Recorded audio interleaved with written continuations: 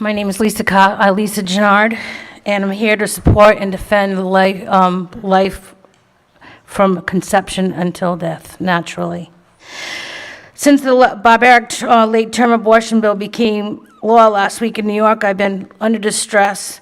My heart is heavy, like a lot of other people, and that the potential chance of babies murdered up until birth is going to happen, and it's so scary. I have to be honest, I'm not a saint when it comes to abortion. I am guilty of abortion myself on 3 separate occasions, and one of them was a late-term abortion. It was bad enough that I had the abortion, the first one, and I couldn't believe that I would do something like that in the first place, but did so at 16 weeks. I must have been insane, and that's how I described my mental state at that time, because any sane person would never consciously abort a child that quite possibly could sustain life outside the womb at that stage of development. I won't get into the gruesome details of what happened during that time, during that abortion, but it certainly changed my life for the worse. I was in a very, very dark place, and it just got darker.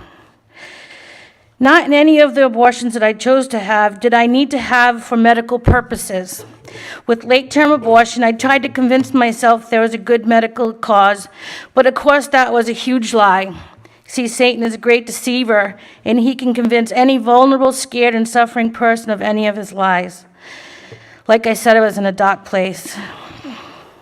Nobody would ever be able to tell that I was there, because like depression, you can hide it and live a normal life, and nobody knows, but inside I was suffering greatly. Had I listened to the truth, I would have never had done that, but I did it again and again. As we grow in knowledge about human life, pregnancy, the development of the unborn, and medical procedures, we become more aware that abortion is never ever necessary for medical purposes, not for the mother or for the child. This is the truth, and it's been medically proven, and we heard that testimony today.